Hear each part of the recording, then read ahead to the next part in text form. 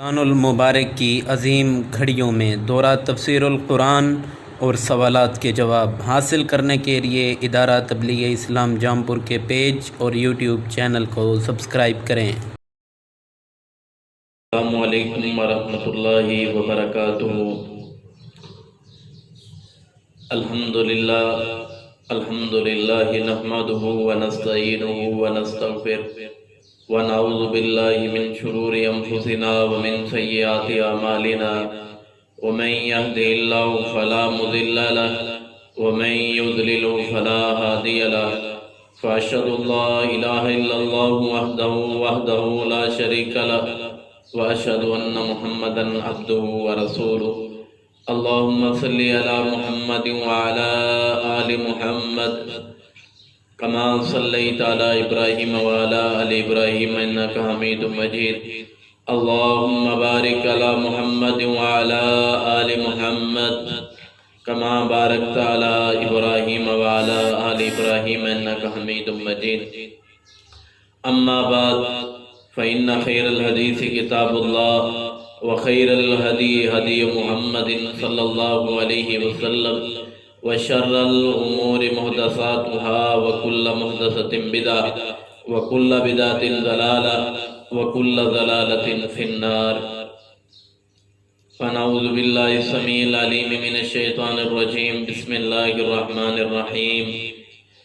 أما يتساءلون عن النبأ العظيم الذي هم فيه مختلفون كلا سيعلمون ثم كلا سيعلمون۔ یہ سورت مکی سورت ہے۔ یہ سورت مکہ کے اندر نازل ہوئی، اسی لیے اسے مکی سورت کہتے ہیں۔ اس سورت کے اندر کلمات 174، آیات 40، نزول نمبر 80 اور رکوع اس کے اندر 2 ہوں گے، اور اس میں حروف 801 حروف ہیں۔ سورۃ النبأ مکیہ، نبأ آیت نمبر 2 کے اندر سورت میں بھی اسی کے نام کو ذکر کیا ہے، اور اسی وجہ سے اس سورت کا نام سورۃ نبأ مکیہ رکھا گیا ہے۔ نبأ کا معنی ہے خبر، اور نبأ کی جمع انباء ہوتی ہے، اور اسی چیز سے نبی بھی خبر دینے والا ہوتا ہے، اللہ تعالیٰ کی وحی کی، اللہ تعالیٰ کی شریعت کو نازل کرنے والا ہوتا ہے، آگے پہنچانے والا ہوتا ہے۔ وحی منزل من اللہ ہوتی ہے، جو اللہ تعالیٰ کی طرف سے نازل ہوتی ہے اسے انبیاء آگے پہنچاتے ہیں۔ اما یتساءلون، اما اصل میں یہ 2 حرف ہیں، ان اور ما۔ میم کا نون میں ادغام کیا تو یہ بن گیا اما، تو کثرت استعمال کی وجہ سے پڑھنا دشوار تھا تو الف کو گرا دیا تو بن گیا اما۔ اما کا معنی کس چیز کے بارے میں یتساءلون، وہ باہم سوال کر رہے ہیں۔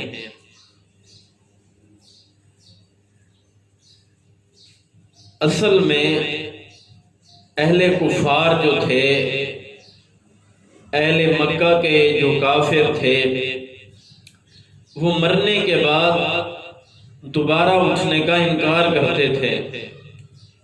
ادھر اللہ تعالیٰ نے سوالیہ انداز سے بیان کیا، سوال بھی خود کیا اور جواب بھی خود ہی دے دیا۔ اما کس چیز کی بابت یتساءلون، وہ آپس میں سوال کر رہے ہیں۔ النبأ العظیم، ایک بہت بڑی خبر کے بارے میں، اور وہ خبر وہ مرنے کے بعد دوبارہ اٹھنا ہے، البعث بعد الموت، جس کا اہل کفار انکار کرتے تھے۔ اور یتساءلون، یہ فعل مضارع کا صیغہ تفاعل باب سے ہے۔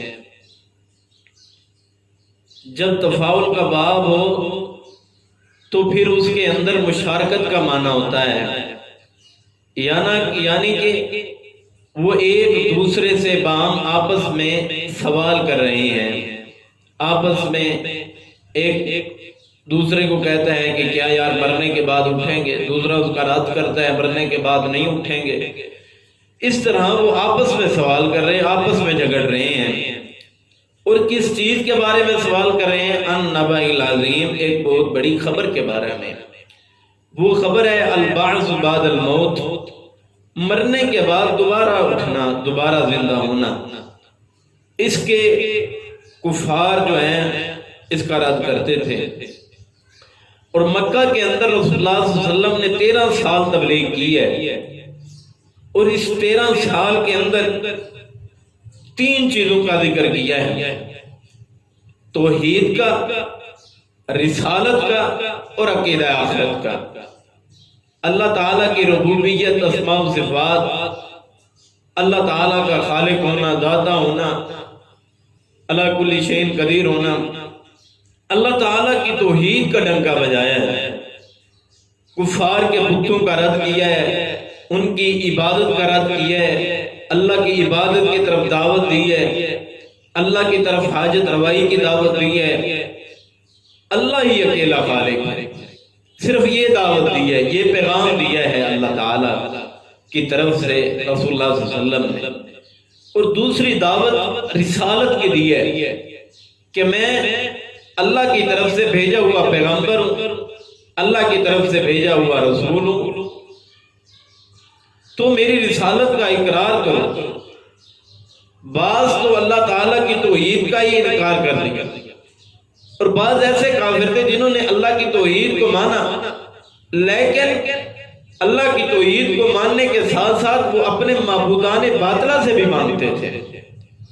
اور کچھ ایسا گروہ بن گئے کہ جو توحید کو مانتے تھے، بتوں کی عبادت نہیں کرتے تھے، پوجا نہیں کرتے تھے، بلکہ وہ رسالت کا انکار کرتے تھے کہ آپ ہی نبی بنا کے بھیجے گئے ہیں، کہ ہم سرداروں میں سے کوئی نبی نہیں آگے بنا کے اللہ بھیج سکتا تھا، کہ اتنے بڑے بڑے ہم سردار ہیں، اتنا مال و دولت ہے ہمارے پاس، آپ نبی نہیں ہو۔ نبوت کا انکار کرتے تھے، اللہ کی توحید کو مانتے تھے۔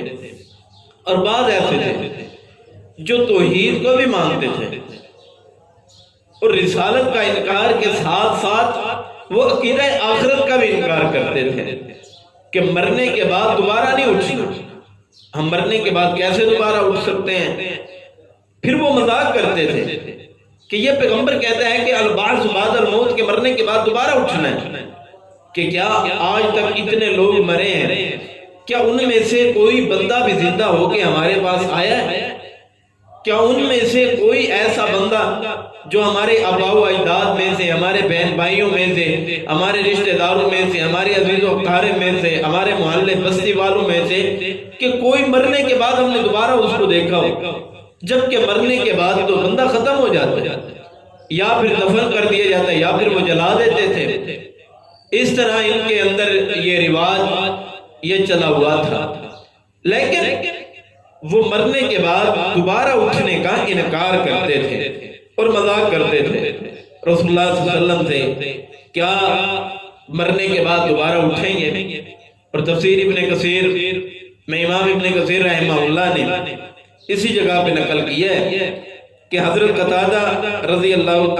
قتادہ اور ابن زید رحمہ اللہ اس نبض سے مراد دوبارہ زندہ اٹھنے کو مراد لیتے تھے، کہ دوبارہ زندہ ہونا ہے اور اللہ کے سامنے پیش ہونا ہے۔ اور عقیدہ آخرت کے متعلق بھی بڑے لوگوں کا اختلاف رہا۔ کچھ لوگ دہریے تھے، جس طرح بتایا کہ دہریہ لوگ اللہ کی ہستی کا انکار کرتے تھے کہ اللہ کوئی ذات نہیں ہے، اگر کوئی ذات ہے تو ہمیں دکھلاؤ، ہم اس کا اقرار کریں، ہم اس کی بات مانیں، کہتے تھے کہ آپ اللہ ہمیں بھی دکھاؤ، یعنی کہ اللہ کی ہستی کا ہونے کا دہریہ انکار کرتے تھے۔ دوسرا، مشرکین مکہ اللہ کی ہستی کے تو قائل تھے مگر یہ آخرت کے منکر تھے، اور اسی طرح عیسائی آخرت کے قائل تھے لیکن عذاب قبر کے منکر تھے۔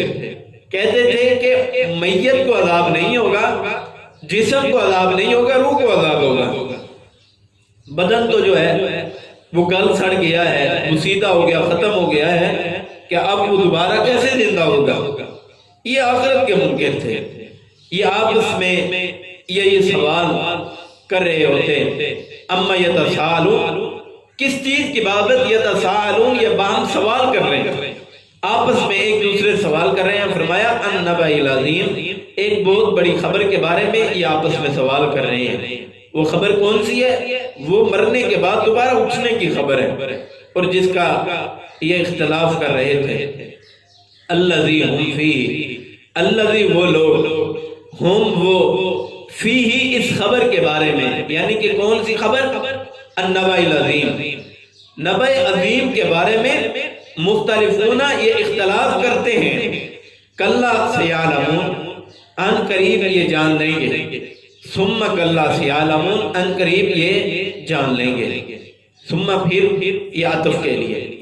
کلا کا جو لفظ ہے یہ عموماً اس لیے آتا ہے کہ یہ اپنے گزشتہ بات کی پہلے والی کلام کو غلط ثابت کرنے کے لیے آتا ہے، اور بعد والی کلام کو، یعنی کہ جو آگے والی کلام آتی ہوتی ہے، اس کو ثابت کرنے کے لیے آتا ہے۔ یعنی کہ کلا سیعلمون کہ پیچھے چیز کی جو ہے وہ نفی کر رہے ہیں کہ جس چیز میں تم اختلاف کرتے ہو، تم کیوں اختلاف کرتے ہو کہ مرنے کے بعد اٹھنا نہیں ہے؟ یہ اس بات کی نفی کرتی ہے کہ تمہارا اختلاف صحیح نہیں ہے، تمہارا اختلاف باطل ہے۔ کلا سیعلمون، ان قریب تم جان لو گے، ثم پھر کلا سیعلمون، ان قریب تم جان لو گے۔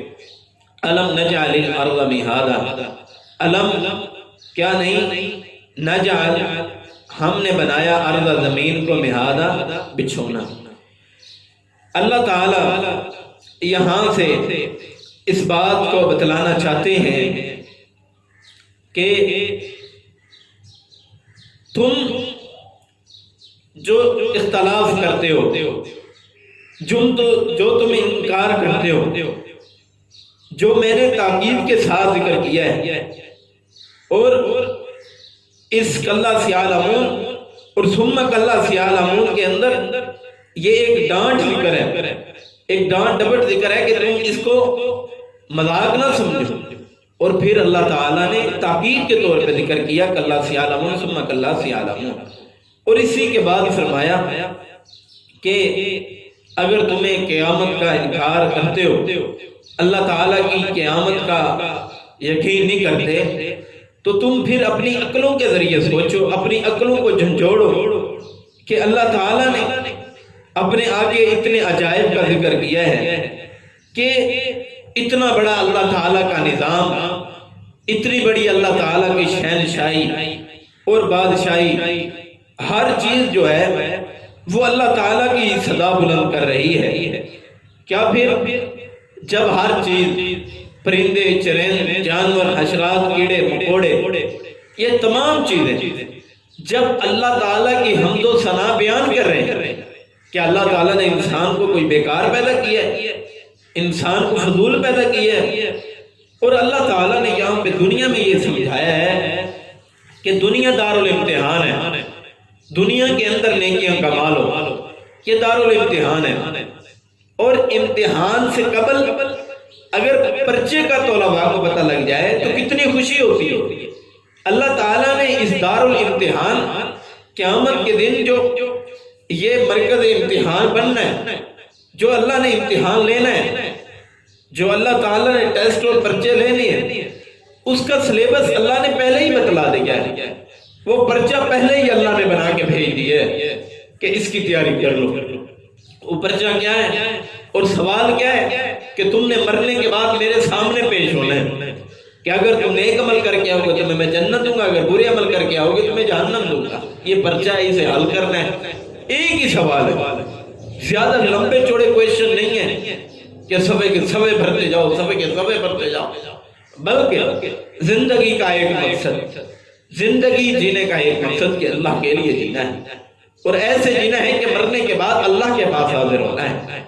اور اللہ تعالیٰ نے ادھر اپنے کمالات کا ذکر کیا ہے، الم نجعل الارض مہادا، کیا الم کیا نہیں، نجعل ہم نے بنایا، ارض زمین کو مہادا بچھونا، ہم نے زمین کو بچھونا بنایا ہے، زمین بچھونا بنایا ہے۔ جس طرح مہد کہتے ہیں مہدن، یہ ہے مہد سے کہ بچہ ماں کی مہد میں پنگوڑے میں ہوتا ہے، تو کس طرح بندہ سکون محسوس کرتا ہے، کس طرح بندہ اطمینان محسوس کرتا ہے، تو اللہ تعالیٰ نے کس طرح زمین کو جمی ہوئی ساکن بنا دیا ہے، یہ ہلتی نہیں ہے زمین، بلکہ ایک جگہ پہ یہ قائم ہے۔ اگر یہ ہلے چلے تو یہ سڑکیں، یہ دنیا کا نظام، یہ قائم دائم نہیں رہ سکتا۔ الم نجعل الارض مہادا، کیا ہم نے نہیں بنایا زمین کو مہادن بچھونا، ہم نے زمین کو بچھونا بنایا ہے۔ یہ اللہ تعالیٰ کی قدرت ہے کہ اللہ تعالیٰ نے اس زمین کو بچھونا بنایا ہے کہ یہ زمین ہلتی نہیں ہے، زمین ہلے تو ہم کس طرح اپنے اناج اگا سکیں گے۔ اور آگے فرمایا والجبال اوتادا، والجبال، اور ہم نے پہاڑ بنائے، اور ہم نے پہاڑ اوتادن میخیں بنائے، اور ہم نے پہاڑوں سے کس کا کام لیا ہے، میخوں کا کام لیا ہے۔ مفسرین کرام فرماتے ہیں کہ جتنا یہ پہاڑ زمین کے اوپر قائم ہے، اتنا ہی یہ پہاڑ یہ زمین کے اندر بھی قائم ہے۔ یہ اتنے بڑے بڑے پہاڑ جو زمین کے میخوں کا کام دے رہے ہیں۔ جب اللہ نے زمین کو بنایا تو زمین ہلتی تھی، ڈولتی تھی، تو پھر اللہ تعالیٰ نے اس پہ ایسی میخیں لگا دی، ایسی میخیں گاڑ دی جو اس کو ہلنے نہیں دیتی، جو اس کو حرکت نہیں دینے دیتی۔ حضرات جب کبھی زلزلے آتے ہیں، زمین کیسی حرکت تھوڑی سی اچکولے کھاتی ہے، دنیا کا نظام درم برم ہوتا ہے، اور یہ اللہ تعالیٰ کی قیامت کی طرف سے، یہ اللہ کی قیامت کی نشانی ہے، یہ نشانی ہے قیامت کی، یہ اللہ تعالیٰ کی طرف سے یہ نشانی ہے کہ آ جاؤ تم، ابھی بھی تم اللہ کی عبادت کے لیے آ جاؤ۔ یہ چھوٹے چھوٹے عذابات یہ تمہارے لیے اس لیے بھیجتا ہوں تاکہ تم لوگ اس کو دیکھ کے تم عبرت پکڑو، تو تم اس میں آ کے اللہ کی عبادت کرو۔ الم نجعل الارض مہادا والجبال اوتادا، اور ہم نے پہاڑوں کو میخیں بنایا، وخلقناکم، اور پیدا کیا ہم نے کم تم کو ازواجا، جوڑا جوڑا پیدا کیا۔ اب دیکھیں انسانوں کے بھی جوڑے پیدا کیے ہیں، پرندوں کے بھی جوڑے پیدا کیے ہیں، جانوروں کے بھی جوڑے پیدا کیے ہیں، حشرات کیڑے مکوڑوں کے بھی اللہ تعالیٰ نے جوڑے پیدا کیے ہیں۔ اب جوڑے کس طرح ہیں کہ ایک جوڑا، اگر ایک جوڑا ماں کے بطن سے باہر آتا ہے، جڑوا بچے پیدا ہوتے ہیں، تو ان کی شکل و صورت کتنی ملتی ہوتی ہے، لیکن ان کے فنگر پرنٹس آپس میں نہیں ملیں گے۔ ان کی آنکھوں کا رنگ، ان کے بالوں کا رنگ، ان کی چال ڈھال، ان کا رہنا سہنا، کوئی دبلا ہوگا، کوئی پتلا ہوگا، کوئی موٹا ہوگا، اس کے جسم ذرا بھاری ہوگی۔ ایک اللہ تعالیٰ نے جو بنایا ہے انسان کو، ایک ہی ماں کے بطن سے باہر آ رہے ہیں۔ اب ان دونوں کا رنگ ایک جیسا نہیں ہوگا، ان کا کلر ایک جیسا نہیں ہوگا۔ اور دنیا میں کتنے جوڑے ہیں، کتنے رنگ کے جوڑے ہیں، چڑیوں کی کتنی قسمیں ہیں، طوطوں کی کتنی قسمیں ہیں، اور ہر چیز کے اللہ تعالیٰ نے جوڑے جوڑے بنائے ہیں۔ اور یہ جوڑے کس لیے بنائے ہیں؟ تاکہ تم اس میں آرام پیدا کرو، تاکہ تم اس سے سکون حاصل کرو۔ کہ جوڑا بنایا ہے کہ مرد عورت کا سکون ہے، عورت مرد کی سکون ہے، تاکہ تم اطمینان حاصل کرو، سکون حاصل کرو۔ سکون اور راحت کے لیے ہم نے تمہیں پیدا کیا ہے۔ وَخَلَقْنَاكُمْ أَزْوَاجًا، ہم نے پہلی مرتبہ تمہیں پیدا کیا ہے، کیا ہم اب دوبارہ مرنے کے بعد تمہیں نہیں اٹھا سکتے؟ یقیناً ہم مرنے کے بعد بھی تمہیں دوبارہ اٹھانے پہ قادر ہیں، اور ہم اٹھائیں گے تمہیں مرنے کے بعد۔ اگر اللہ ہر چیز کے جوڑے بنا سکتا ہے، اگر زمین کو بچھونا بنا سکتا ہے، پہاڑ کو میخیں بنا سکتا ہے، کیا وہ مرنے کے بعد دوبارہ نہیں اٹھا سکتا؟ یہ تمہارا انکار باطل ہے، یہ مردود ہے۔ اللہ تعالیٰ اپنی نعمتوں کے ذریعے سے اب سمجھا رہے ہیں، اور آگے فرمایا چوتھا انعام، وَجَعَلْنَا نَوْمَكُمْ سُبَاتًا، وَجَعَلْنَا، ہم نے بنایا، نومکم، تمہاری نیند کو، سباتاً، آرام کا ذریعہ، سکون کا ذریعہ۔ ہم نے نیند کو سکون کا ذریعہ بنایا ہے، سکون اور راحت کے لیے ہم نے نیند بنایا ہے۔ اور نیند کیسی کہ سارے دن کے تھکے ہوئے، ہارے ہوئے تم آ کے سو جاؤ، اللہ تمہاری ساری تھکاوٹوں کو دور کر دے گا۔ اور فرمایا وَجَعَلْنَا نَوْمَكُمْ سُبَاتًا، ہم نے تمہاری نیند کو آرام کا ذریعہ بنایا ہے۔ تم روزانہ ہمارے پاس آتے ہو، جب بندہ فوت ہوتا ہے تو پھر بھی انسان کو پتہ نہیں ہوتا کہ میں پڑا ہوں، میرا وجود کہاں پڑا ہے، نہیں پتہ ہوتا۔ اور جب بندہ سوتا ہے تو اس وقت بھی انسان کو پتہ نہیں ہوتا کہ میں کدھر ہوں، بندے کے حالات کدھر ہے، ہاتھ کدھر جا رہا ہے۔ اس لیے تو رسول اللہ صلی اللہ علیہ وسلم نے فرمایا ہے کہ جب تم سو کے اٹھو تو کسی چیز کو اس وقت تک ہاتھ نہ لگاؤ جب تک کہ اپنے ہاتھ دھو لو، یعنی کہ ما باتت یدہ، کہ آپ کے ہاتھوں نے کہاں رات گزاری ہے آپ کو نہیں پتا۔ بندہ کس طرح لیٹا رہا، کیا ہوا، کس طرح بندے کی نیند ہے، کس طرح بندہ غافل ہو کے سویا رہا، یہ اللہ تعالیٰ کی طرف سے عبرت ہے، یہ نشانی ہے کہ اس میں تم غور و فکر کرو اور دیکھو کہ ہم نے تمہاری نیند کو کتنا مزین بنایا۔ اگر ہم تمہاری اس نیند کو آرام کا ذریعہ نہ بنائیں، اگر یہ تمہاری نیند نہ ہو تو کتنی پریشانی ہوتی ہے۔ جب بندے کو جب نیند آئی ہوئی اور نیند ستا رہی، بندہ سوئے نہ، کتنی تکلیف ہوتی ہے۔ اور اسی طرح جب بندے کو سونے کا دل چاہ رہا اور بندے کو نیند نہ آئے، کبھی ادھر کروٹ لیتا ہے، کبھی ادھر کروٹ لیتا ہے، کبھی سیدھا لیٹتا ہے، کبھی کیسے لیٹتا ہے، کبھی کیسے لیٹتا ہے، پریشانی بنتی ہے۔ اللہ نے فرمایا وَجَعَلْنَا نَوْمَكُمْ سُبَاتًا، ہم نے بنایا تمہاری نیند کو سباتا، آرام کا ذریعہ۔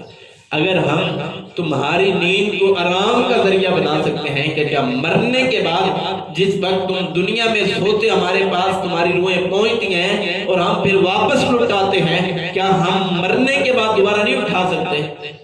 کہ جب تم سوتے ہو ہم تمہیں دوبارہ اٹھا سکتے ہیں اور مرنے کے بعد نہیں اٹھا سکتے؟ تمہارا یہ انکار جو ہے یہ باطل اور مردود ہے۔ اور فرمایا وَجَعَلْنَا اللَّيْلَ لِبَاسًا، اور ہم نے بنایا اللیل، رات کو، لباسا، بچھونا بنایا۔ ہم نے رات کو تمہارے لیے کتنا مزین کیا ہے کہ ہم نے رات کو تمہارے لیے لباس بنایا ہے، کہ رات لباس ہے۔ جس وقت بندہ اپنے بدن پہ لباس ڈالتا ہے، پہنتا ہے، نہاتا ہے تو کتنا خوشی محسوس کرتا ہے، ایک راحت ہوتی ہے، ایک بندہ رات محسوس کرتا ہے، بندہ آرام محسوس کرتا ہے۔ رات کو لباس بنایا کہ رات کو جب تم سوتے ہو تو ہم نے ایسا لباس بنایا ہے کہ ہم نے اس میں ایک تو نیند کے اندر لطف ہوگا اور ہم نے اندھیرا کر دیا ہے۔ بندہ ساری رات نہ سوئے، دن کو سوئے، اس کو نیند کا لطف حاصل نہیں ہوگا۔ رات کو سوئے، رات کو اللہ تعالیٰ نے لطف کا ذریعہ بنایا ہے، رات کو اللہ تعالیٰ نے آرام کا ذریعہ بنایا ہے۔ وَجَعَلْنَا اللَّيْلَ لِبَاسًا، ہم نے یہ بنایا ہے تمہارے لیے آرام کا ذریعہ، تمہارے لیے لباس بنایا ہے، تمہارے لیے اوڑھنی بنائی ہے کہ تم جب سو جاؤ اور جب تم سو گے اور تم دوبارہ اٹھو گے تو تمہاری جو طاقت قوت جو تمہاری لوٹ چکی ہے، جو تم کھو بیٹھے ہو، جو انرجی تم سرو کر چکے ہو، جب تم سو گے تو انرجی جو ہے وہ دوبارہ آ جائے گی۔ وَجَعَلْنَا اللَّيْلَ لِبَاسًا، اور ہم نے بنایا اللیل، رات کو، لباسا، بچھونا بنایا، لباس بنایا۔ وجعلنا النہار معاشا، اور ہم نے بنایا نہارا دن کو معاش، تمہارے لیے ذریعہ معاش بنایا، تاکہ تم دن کے اندر کاروبار کرو، اپنی کھیتی باڑی کرو، اپنے لیے دن میں تم ذریعہ معاش بنو، کاروبار کرو، مال و دولت کو اکٹھا کرو۔ اگر اللہ تعالیٰ رات ہی بنا دیتے تو کس طرح یہ پھلوں کے اندر قوت آتی، کس طرح بندے کی انرجی پوری ہوتی ہے۔ یہ یقیناً اگر اللہ تعالیٰ دن اور رات کو روزانہ لے جانے پہ اور لے آنے پہ قادر ہے، اور اتنے بڑے نظام کو سنبھالے ہوئے ہے، تو مرنے کے بعد دوبارہ اٹھانے پہ بھی قادر ہے۔ وَبَنَيْنَا فَوْقَكُمْ سَبْعًا شِدَادًا، وَبَنَيْنَا، اور ہم نے بنایا، فوقکم تمہارے اوپر، سبعن سات، ہم نے بنایا تمہارے اوپر، سبعن سات قسم کے ہم نے بنائے، شدادن مضبوط، یعنی کہ آسمان ہم نے تمہارے اوپر مضبوط قسم کے آسمانوں کو طرف بنایا ہے۔ اب اللہ تعالی زمین کی طرف توجہ دلانے کے بعد اللہ تعالیٰ نے اب مخاطب کیا ہے کہ آؤ میرے آسمان کی طرف دیکھو۔ زمین کی نعمتوں کا تو کچھ کا تذکرہ کیا ہے، اب تم آسمان کی نعمتوں کو بھی دیکھو کہ کس طرح میں نے آسمان کو بنایا، کہ کتنے سال ہو گئے، کتنی صدیاں ہو گئی کہ میں نے اتنا بڑا آسمان بنایا ہے، اور ایسا آسمان جو بغیر ستونوں کے قائم ہے، اور تم اس میں کوئی شگاف تلاش کرو، کوئی سوراخ تلاش کرو تو تم وہ بھی نہیں تلاش کر سکتے، نہ کوئی تراڑ ہے، نہ کوئی سوراخ ہے۔ اتنے بڑے آسمان کو اگر ہم بغیر کسی سہارے پہ کھڑا کرنے پہ قادر ہیں، تو ہم تمہیں مرنے کے بعد دوبارہ اٹھانے پہ بھی قادر ہیں۔ اور فرمایا کہ ہم نے مضبوط قسم کے ساتھ آسمان بنا دیے ہیں، آ جاؤ ان کی طرف دیکھو، غور کرو، اسی میں تمہارے لیے عبرت، اسی میں تمہارے لیے نشانیاں ہیں کہ تم یہ دیکھو کہ میں نے آسمان کو بنایا ہے، مختلف رنگ کا نہیں کہ کہیں سے کالا ہو، کہیں سے سفید ہو، کہیں سے نیلا ہو، پیلا ہو، کہیں سے کون سا رنگ، کہیں سے نیلا رنگ، کہیں سے گلابی رنگ ہو، کہیں سے سبز رنگ ہو، کہیں سے کون سا رنگ، کہیں سے کون سا رنگ ہو۔ ہم نے آسمان کو نیلا بنایا ہے، نیلا آسمان، اتنا بڑا آسمان ہے، کیا تم اس کو دیکھ کے بھی یقین نہیں کرتے؟ یقین کر لو، مرنے کے بعد تم نے دوبارہ بھی اٹھنا ہے۔ اگر ہم اتنے بڑے آسمان کو ایک رنگ کا بنا سکتے ہیں، کیا ہم مرنے کے بعد تمہیں دوبارہ نہیں اٹھا سکتے؟ البعث بعد الموت کا انکار نہ کرو، بلکہ مرنے کے بعد ہر بندے نے ہی دوبارہ اٹھنا ہے اور اللہ کے سامنے پیش ہونا ہے۔ وجعلنا، اور ہم نے بنایا، سراجن ایک چراغ، وہاجن بہت گرم، وہاجن یہ وہجن سے ہے، اور اس میں اندر مبالغہ ہے کہ حرارت اور روشنی دو چیزیں جمع ہیں۔ سورج کے اندر دو چیزیں جمع کی ہیں، ایک حرارت اور ایک روشنی۔ اللہ تعالیٰ نے اسے اتنا دور کیا ہے کہ یہ 9 کروڑ 23 لاکھ میل کے فاصلے پر ہے۔ اگر اللہ تعالیٰ اسے زیادہ قریب کر دیتا تو تمام تر لوگ اور تمام تر مخلوقات جھلس کے مر جاتی، اور اللہ اگر اسے سورج کو زیادہ دور کر دیتا تو ساری دنیا جو ہے، ساری مخلوقات جو ہے وہ ٹھنڈک سے ہی فوت ہو جاتے، جل جاتے، ٹھنڈک سے مر جاتے۔ ہمارے لیے اس میں عبرت، اس میں نشانی ہے کہ اگر تم اتنے بڑے سورج کو دیکھو کہ اس میں روشنی بھی ہے، تم روشنی سے، تم دنیا میں جتنی لالٹینیں جلا لو، جتنی موم بتیاں جلا لو، کتنے تم پلانٹ بنا لو، کتنے بڑے بڑے تم بجلی گھر بنا لو، لیکن میرے ایک سورج سے تم مقابلہ نہیں کر سکتے۔ میں ایک سورج چلاتا ہوں، ساری دنیا کو روشن کر دیتا ہے، تم ایک بلب اپنے ایک کمرے میں جلاتے ہو اور ایک کمرے میں کئی بلب جلاتے ہو، تو اللہ کی اس نشانیوں سے مقابلہ کوئی بھی نہیں کر سکتا۔ تو آئیے اس میں اللہ تعالیٰ نے ہمیں سکھایا ہے کہ تم میں سے کوئی بندہ بھی اگر سورج کی طرف دیکھنا شروع کر دے تو اس کی طرف دیکھ بھی نہیں سکتا، اگر اس کی طرف دیکھے گا تو وہ اپنی بینائی کھو بیٹھے گا۔ اور فرمایا کہ اس سورج سے عبرت پکڑو کہ اگر ہم اس سورج کو اتنے بڑے کو بنانے پہ قادر ہیں، کیا ہم تمہیں دوبارہ اٹھانے پہ اور دوبارہ پیدا کرنے پہ قادر نہیں ہیں؟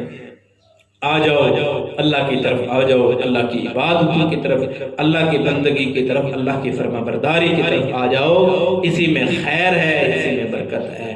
فرمایا وَأَنزَلْنَا، اور ہم نے نازل کیا، من المعصراتی، بھرے ہوئے بادلوں سے، مان پانی، سجاجا خوب برسنے والا، ہم نے نازل کیا ہے بھرے ہوئے بادلوں سے، مان کیا نازل کیا ہے؟ پانی نازل کیا ہے۔ اگر ہم ان بھرے ہوئے بادلوں سے دیکھو، اس میں عبرت حاصل کرو کہ بادلوں، ہوا بادل کو لے کے چلتی ہے، یہ سمندروں میں، دریاؤں میں بادل جاتے ہیں اور جا کے پانی کو اٹھاتے ہیں، پانی کو اٹھا کے اتنے بڑے منوں اور ٹنوں کے وزن کو اٹھا کے یہ کتنے روئی کی طرح بادل آ کے تم پہ کس طرح قطرہ قطرہ برساتے ہیں۔ اگر تم یہ دیکھو کہ اگر ہم اس سارے پانی کو اکٹھے کسی گھر کے اوپر، کسی بستی کے اوپر گرا دے اور اتنی سپیڈ سے یہ پانی آئے تو تم ہلاک اور برباد ہو جاؤ۔ لیکن ہم نے کیا بنایا؟ پانی کو قطرے قطرے قطرے قطرے بنا کے ہم نے نازل کیا ہے تاکہ تم کو کوئی نقصان نہ ہو، تاکہ تم کو کوئی اذیت نہ پہنچے، تمہیں کوئی پریشانی نہ پہنچے۔ اگر وَأَنزَلْنَا، اگر ہم نازل کریں، مثال کے طور پہ اگر اللہ نازل کرے اس بادلوں کے ذریعے سے پتھروں کو نازل کر دے، استغفر اللہ من کل ذنب، کہ اللہ تعالیٰ کی یہ کتنی بڑی نعمت ہے کہ اللہ تعالیٰ ہمارے لیے پتھروں کو نہیں برسا رہا۔ ہمارے کتنے گناہ ہیں، کتنی سیاکاریاں ہیں، کتنی گناہ کر چکے ہیں کہ اگر اللہ تعالیٰ چاہے تو ان بادلوں کے ذریعے سے پتھر کو برسانے پہ بھی قادر ہے، لیکن وہ رحمان کی مہربانی ہے کہ وہ پانی برسا رہا ہے۔ اگر وہ رحمان اتنے بڑے اس پانی کو سنبھالے ہوئے ہیں، کیا تمہیں مرنے کے بعد دوبارہ نہیں اٹھا سکتا؟ اور فرمایا سجاجن خوب برسنے والا، شدت، سجد کا معنی ہے شدت اور کثرت کے ساتھ بہنے والا۔ ابن عباس رحمہ اللہ فرماتے ہیں ہوائیں بادلوں کو لے کے چلتی ہیں اور بادل جب برستے ہیں انسان اور جانوروں کے ذریعے اس زمین پہ برستے ہیں تو ان کے لیے یہ فائدہ ہے کہ اس سے اناج پیدا ہوتا ہے۔ لِنُخْرِجَ بِهِ حَبًّا وَنَبَاتًا، لِنُخْرِجَ تاکہ ہم نکالیں بِهِ اس پانی کے ذریعے سے، حبًّا دانا غلہ انسانوں کے لیے، وَنَبَاتًا اور سبزہ جانوروں کے لیے۔ جس طرح یہ بارش انسانوں کے لیے بھی فائدہ مند ہے اسی طرح یہ بارش جانوروں کے لیے بھی فائدہ مند ہے۔ اگر وہ رحیم ذات، اگر وہ خالق اور مالک ذات، اگر وہ بارش کو نازل کرنے پہ قادر ہے، کیا تمہیں مرنے کے بعد دوبارہ نہیں اٹھا سکتا؟ یقیناً وہ رحمان تمہیں مرنے کے بعد دوبارہ اٹھانے پہ بھی قادر ہے۔ الباس بعد الموت کا انکار نہ کرو، وہ مالک، وہ خالق مرنے کے بعد دوبارہ اٹھانے پہ بھی قادر ہے۔ فرمایا وَجَنَّاتٍ الْفَافًا، اور باغات ہیں الفافا، گھنے باغات ہیں۔ گھنے باغات کون سے باغات ہوتے ہیں کہ ایک باغ کے اندر ایک درخت کی ٹہنیاں دوسرے درخت پہ لگی ہوئی ہوں اور گھنا باغ ہو۔ وَجَنَّاتٍ، اور جو لوگ ان میں عبرت حاصل کرتے ہیں ہم ان کے لیے ان تمام نعمتوں کو ہم نے تیار کیا ہے۔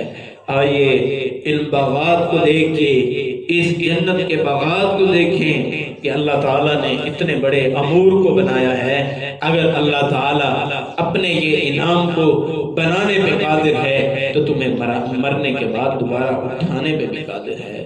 اس میں پہلی بات پہ ذکر ہوا کہ تمہارے لیے زمین کو بچھونا بنایا، پہاڑ کو میخیں بنایا، پھر تمہارے لیے نیند بنائی اور نیند کے اندر رات بنائی تاکہ تمہاری نیند آسانی کے ساتھ ہو، لطف اندوز ہو، اور ہم نے دن بنایا تمہارے لیے ذریعہ معاش کے لیے، اور ہم نے 7 آسمان بنائے، اور پھر آسمانوں پہ ہم نے چاند اور سورج بنایا ہے، اور چاند اور سورج کے بعد ہم نے اس بادل بنائے، بادل کے ذریعے ہم نے پانی برسایا، اور پھر اس پانی کے ذریعے ہم نے یہ فائدہ بنایا ہے کہ ہم نے اس زمین سے غلہ اناج وغیرہ اگایا ہے، اور پھر ہم نے باغات بنائے ہیں اس پانی کے ذریعے سے۔ کیا وہ رحمان اتنی بڑی قدرت کے حامل ہے، اتنے بڑے نظام کو سنبھالے ہوئے ہے، کیا تمہیں مرنے کے بعد دوبارہ نہیں اٹھا سکتا؟ وہ مالک، وہ خالق، وہ رازق، وہ داتا دستگیر ذات، وہ تمہیں مرنے کے بعد بھی دوبارہ اٹھا سکتا ہے۔ ایک دفعہ یہاں تک دوبارہ ترجمہ دیکھ لیں۔ اما یتساءلون، کس چیز کے بابت؟ یتساءلون، وہ آپس میں سوال کر رہے ہیں، النبأ العظیم، نبأ عظیم کے بارے میں، یعنی قیامت کے بارے میں۔ الذی ہم فیہ مختلفون،